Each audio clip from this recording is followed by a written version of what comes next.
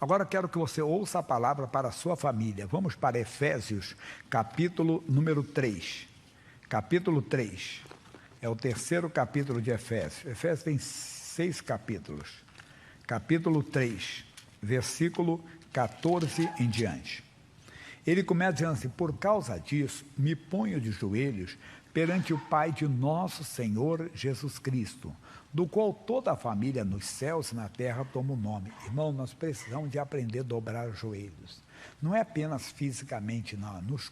Nos encurvar diante de Deus, nos prostrar diante do Senhor, orar, falar. Não fique zangado, tem gente que não ora, irmão. Não é errado você pedir oração, eu tenho explicado. Errado é só pedir oração. E tem gente que virou verdadeiro pedinte espiritual, só pede, pede, pede. Não, não é errado pedir, eu peço mesmo. Mas errado é você não orar, você não dobrar os joelhos para falar com Deus. Nós fizemos um estudo recente e nós vimos pessoas que falavam com Deus. Veja Daniel, lá no livro de Daniel, capítulo 6, versículo 10, ele vai colocar ali, eu leio com vocês, e coloca para mim também, fica mais fácil. Aí olha só, ele diz assim: Daniel, pois, quando soube que a escritura estava assinada, entrou em sua casa. Ora, havia no seu quarto janelas abertas para a banda de Jerusalém.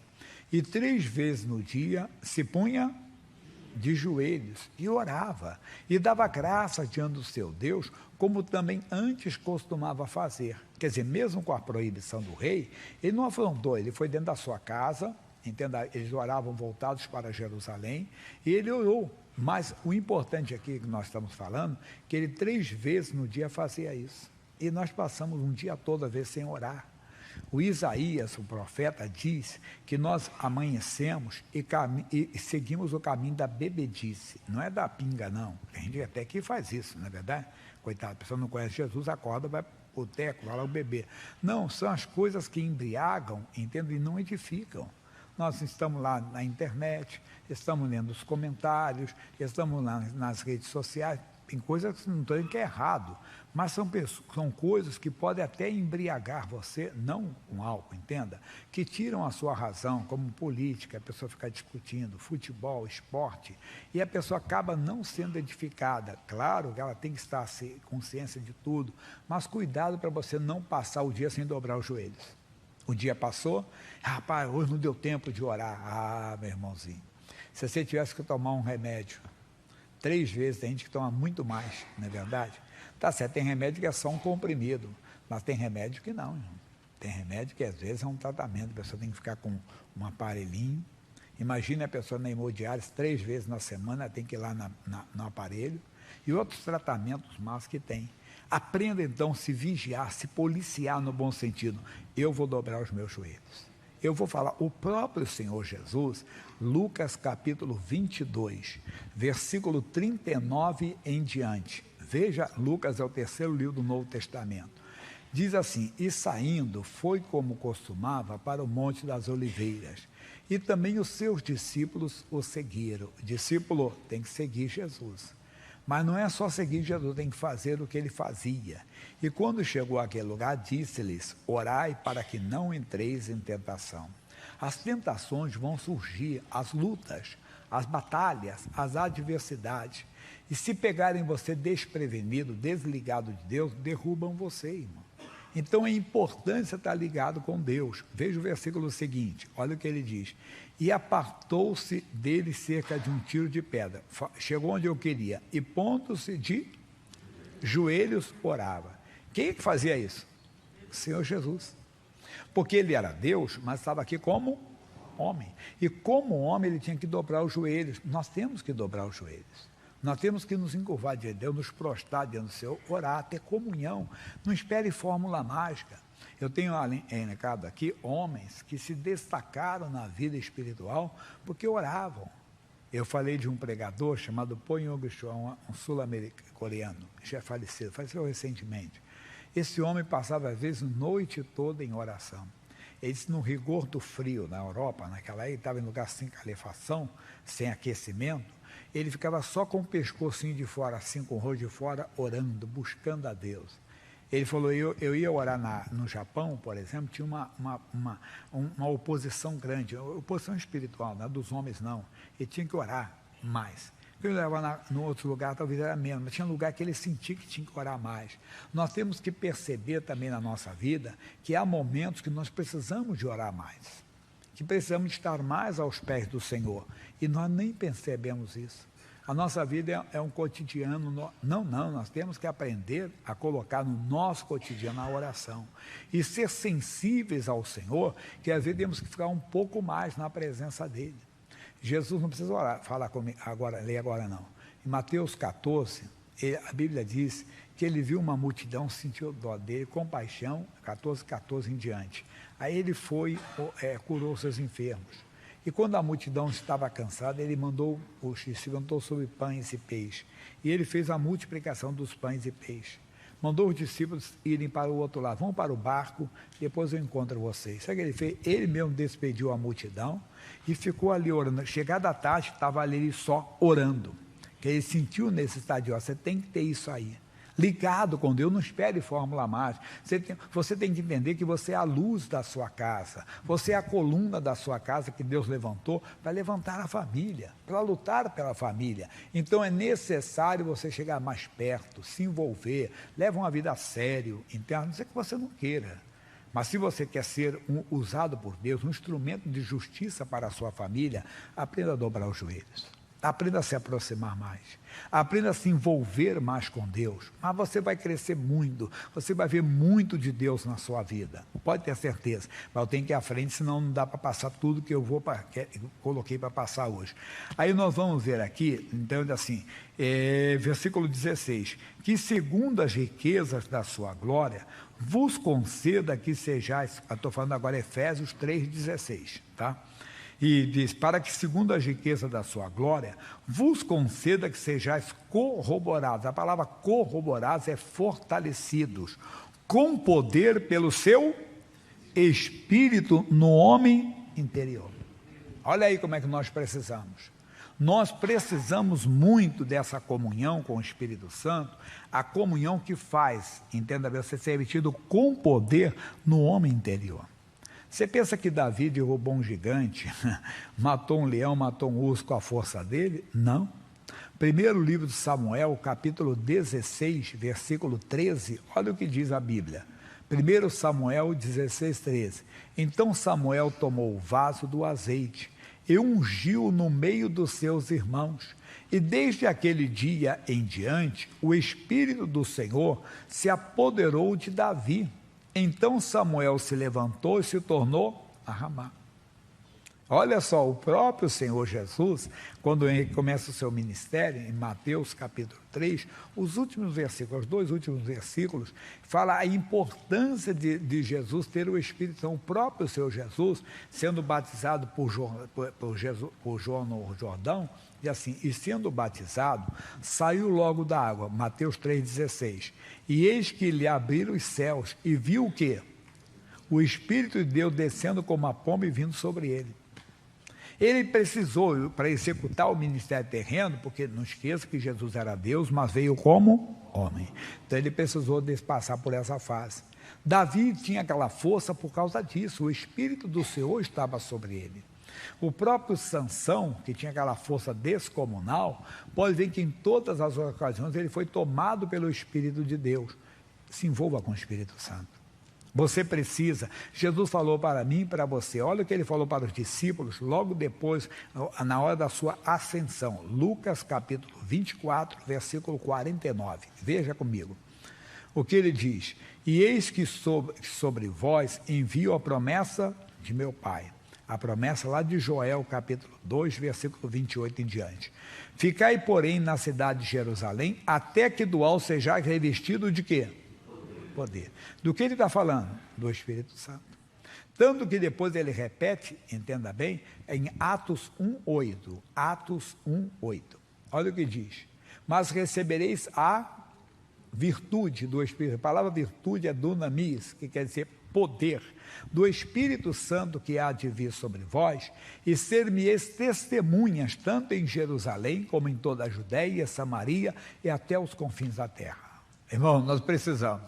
Você precisa de se envolver com o Espírito do Senhor. Ser revestido de poder para nos balançar nas tentações, tentação não é apenas moral, não, que o diabo traz uma mulher bonita para o homem, ou um homem bonito para a mulher. Não, não. É também a tentação, entende? Você não desistir da família, se jogar, entrar em depressão. Não adianta. Meu casamento já era. Olha, um testemunho bonito, o pastor nosso do sul do país. Os pais eram separados, divorciados há anos. E ele então começou a conhecer o Jesus, ele começou a orar pela reconstrução do lar dos seus pais. E ele fez o casamento dos pais. Amigo, tem que buscar poder. Não, senão você aceita o que o mundo aceita, entenda bem. Você vive uma vida conforme o mundo, o que eu posso fazer? Não, você tem que buscar, querer, lutar, ser valente, mais valente que o valente. Não ouvir ninguém, a Bíblia diz, não saudeis ninguém pelo caminho. Ouça o Senhor, irmão. Se a pessoa não traz a palavra de Deus, esse tal nem receba na sua casa. Nós recebemos. Conselho de um amigo, de um parente. Não. Ouça o Espírito Santo. Deixe ele falar com você. Seu filho, não. Deixe ele, o menino, viver a vida dele. Não, meu filho é herança do Senhor. Vou continuar amando meu filho, está na vida. É uma prática errada. Essa prática está amaldiçoada porque meu filho é herança do Senhor. Pode ter certeza assim, meu filho vai me dar uma nora e vai me dar netos. Minha filha vai me dar um genro e vai me dar netos. Verdade, meu irmão vai me dar uma cunhada e vai me dar sobrinhos. Isso aqui é Bíblia, irmão. Nós temos que fazer. Verdade. Mas aí a pessoa diz, porque vocês têm uma rejeição, vocês são homofóbicos, no que. Tá bom, então vamos mudar de assunto. Creia que o seu marido será só da senhora, porque o homem é marido de uma só mulher. Creia que a mulher, então, será só mulher do seu, ou sua filha será mulher só do seu genro, que o seu genro vai ser, entenda bem, marido só da sua filha. E assim por diante. Aí ninguém fala que somos adulterofóbicos, né? Mas não, eu estou falando Bíblia, é plano família, é plano de Deus. Lute, meu irmão. Seja valente, mais valente que o valente. Guerreie, você vai ter vitória. Agora tem que ser revestido de poder. Aí você não tem medo de macumba. Pastor, foi macumba que fez a feitiçaria. O que vale isso? Nem cosquinha faz no crente, irmão. Nem cosquinha o demônio faz na vida daquele que está revestido de poder. Tem que ser revestido de poder. Tem que se envolver com a graça de Deus. Mas tem mais. Vamos passar à frente, senão eu fico parado nessa parte. Aí, continuando aqui em Efésios. Vamos agora para o versículo 17. Para que Cristo habite pela fé no vosso coração, a fim de estando arraigados e fundados em amor. Quanta revelação para nós. Primeiro, fundados em amor. Por quê? Porque Deus é amor. 1 de João 4,8. O que diz? Eu estou dando o resumo para você. Aquele que não ama não conhece a Deus. Por quê? Deus é amor. Mas como é que eu vou conhecer esse amor? É o que ele está dizendo aqui. Para que Cristo habite pela fé no vosso coração. Como é que eu consigo, pastor Jaime? Com amor. Como esse amor? João 14, 21. Olha o que ele diz. João 14, 21. Aquele que tem os meus mandamentos e os guarda, esse é o que? Me ama. Aquele que me ama será amado de meu Pai. Eu o amarei e me manifestarei a ele. Versículo 23 diz... Jesus respondeu e disse-lhe, se alguém me ama, guardará a minha palavra, e meu Pai o amará. E viremos para ele e faremos nele morada. O que Paulo está fazendo aqui para nós, pessoal? Ele está dizendo, para que Cristo habite pela fé no vosso. Como é que ele vai habitar? Quando eu guardo a palavra. A palavra de Deus é Deus conosco. A palavra de Deus é Deus conosco. Eu tendo a palavra, eu tenho o dedo, eu tenho que guardar, obedecer, ouvir. Um amigo disse, ouvir é muito mais do que escutar, é escutar e obedecer. Obedeça a palavra no seu coração. Quer dizer, obedeça o que Deus fala. Aí Cristo vai habitar, você vai estar arraigado em amor, fundado em amor. Você vai ver o que é amor verdadeiro, você vai conhecer, mas vou falar mais desse amor. Porque esse amor é muito mais do que possamos imaginar, pensar. Meu irmãozinho, é muito. Temos que estar para que Cristo habite. Como é que ele vai habitar? Habitar se eu guardar a palavra. A palavra de Deus, quando eu desprezo a palavra, é como se eu falasse assim, Jesus, fica aí, do lado que eu vou dar uma saída. Que isso? Verdade. Quando eu estava na juventude ainda, da igreja, jovem ainda, começando na igreja, uma vez um rapaz falou isso, e ficava brincando. Garoto, eu nunca mais ouvi falar. Tinha um louvor, cantava, tinha uma boa voz, verdade. Mas ele via, ele disse assim, rapaz, você fica olhando para as moças na igreja, não sei o quê. Nessa hora eu falo, Jesus fica do lado, a Espírito Santo fica do lado um pouquinho. brincando com a palavra de Deus. O que aconteceu? Não sei nem se está vivo. Estou falando de coisa que quase 40 anos atrás. Quer dizer, se estiver vivo hoje, é um homem da minha idade, mais ou menos, estou com 63, vou fazer 64. Amigo, acorda. Você quer brincar, não brinca com Deus, não. Você quer andar com Deus, anda com a palavra. Quando vier o pensamento errado, não esqueça que Deus conhece seus pensamentos. Guarde a palavra, não deixe lugar ao diabo, não tem lugar para você se mandar. Em nome de Jesus. Verdade. Porque amanhã, se tu sabe a perturbação, fora, eu não aceito. Mas se você aceitar a fantasia, como é que você vai mandar embora a perturbação? Porque quem trouxe a perturbação foi quem? E quem trouxe a fantasia? Foi o diabo também. Não dê lugar ao diabo. Mas como é que eu consigo? Guardando a palavra, tendo a palavra, estando fundados em amor. Mas tem mais, vamos lá agora para o 18. E ele diz, poder-te perfeitamente compreender com todos os santos, qual seja a largura e o comprimento e a altura e a profundidade. Mas como é que eu consigo isso, pastor Jé? Com o Espírito Santo, que é amor e poder. Veja o que o Espírito Santo faz no próprio livro de João 14, 26, o livro de João é chamado o Evangelho do Espírito Santo, fala muito do Espírito Santo. 14, 26, mas aquele Consolador, o Espírito Santo que o Pai enviará em meu nome, esse vos ensinará o quê? Todas as coisas, e vos fará lembrar de tudo quanto vos tenho dito.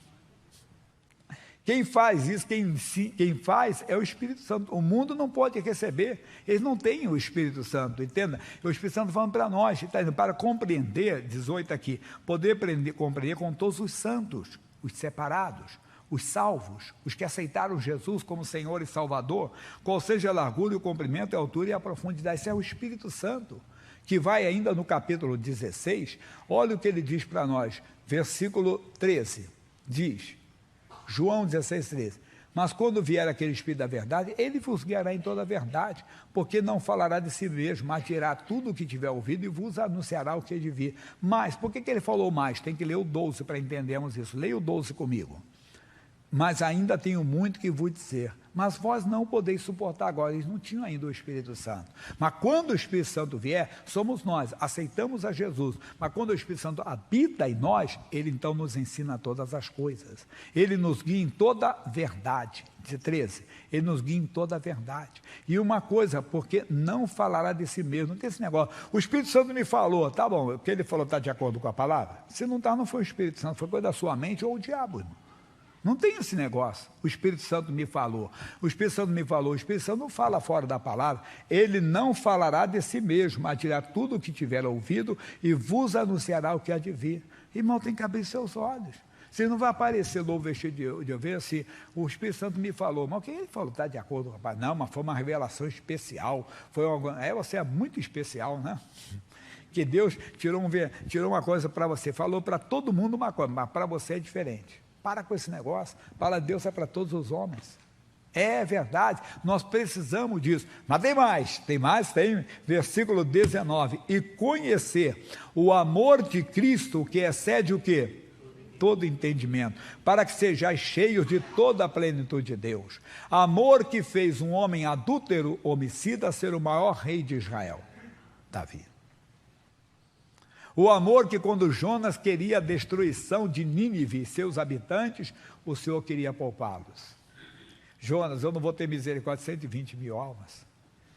O amor de Deus que Paulo fala para Timóteo, 1 Timóteo 2,4, que Deus quer que todo homem seja, até aquele que fala mal dele, até aquele que persegue a igreja. O Paulo foi um dos maiores perseguidores. Veja comigo, primeira carta de Paulo a Timóteo, capítulo 1.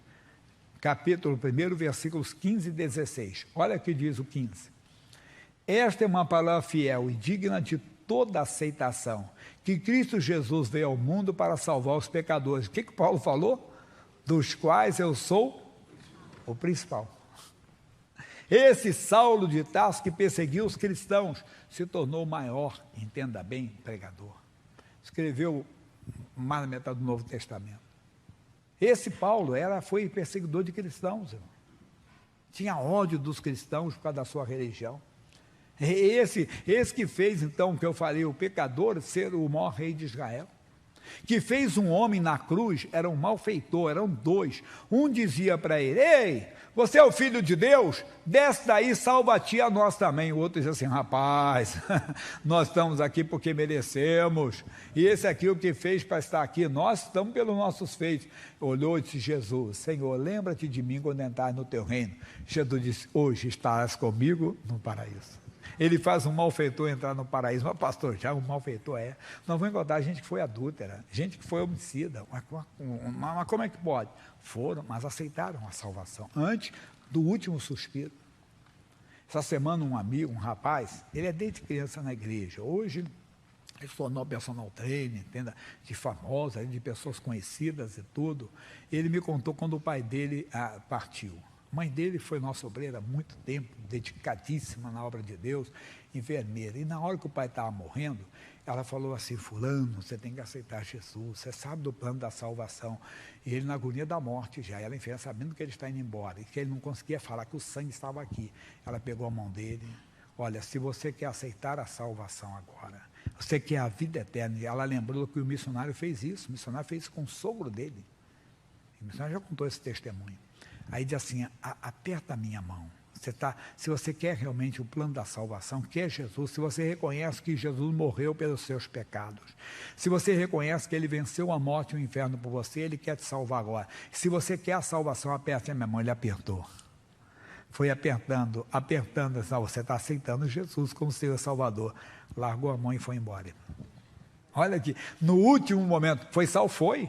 Ele disse: o que vem a mim, ou de maneira alguma. Como nós não sabemos a hora do suspiro, aceita Jesus hoje.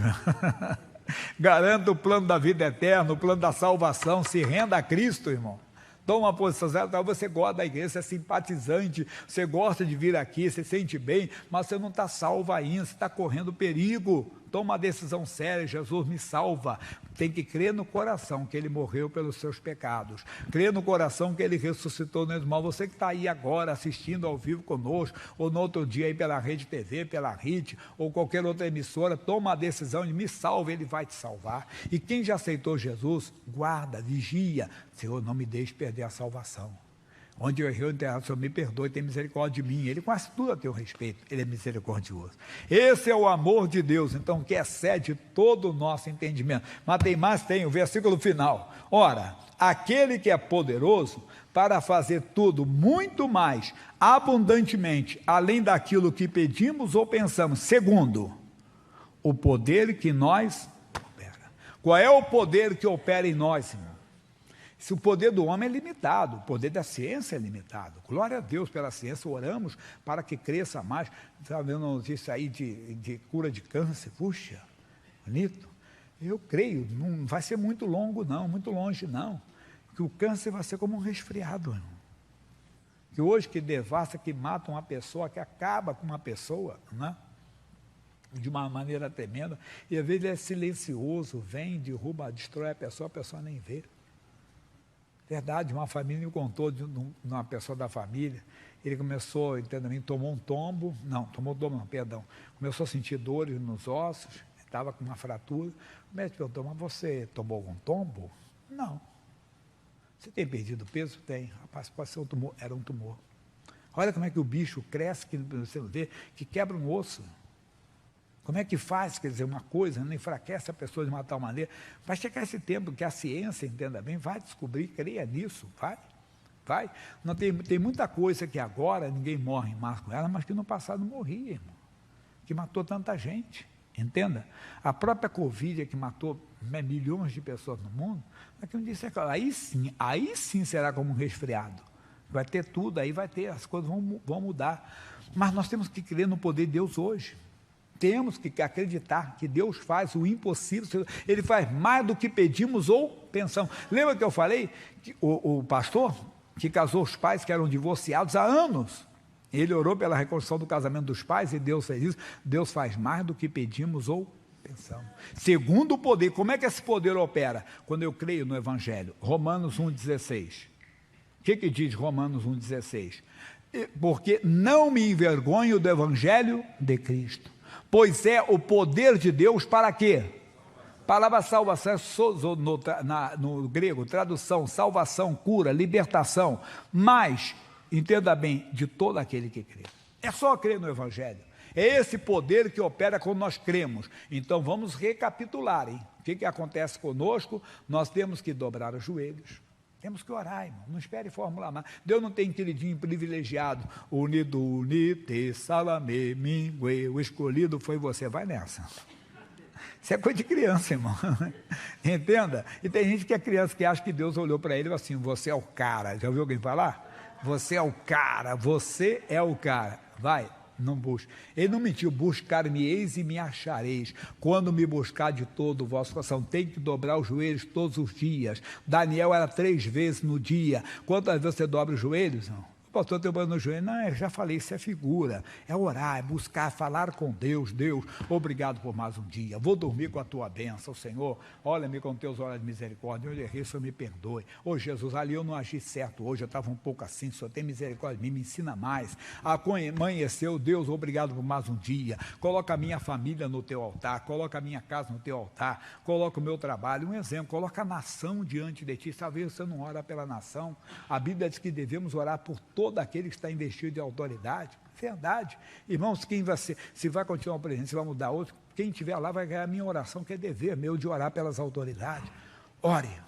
Deus está chamando você para dobrar os joelhos. Então, dobre os joelhos, que nós vimos isso, vimos que é importante dobrar os joelhos, conhecer o poder dele, conhecer o amor dele. Esse amor, entenda bem, que excede o entendimento. Você vai ver esse amor salvando, curando, libertando. E o poder que faz mais do que pedimos ou pensamos.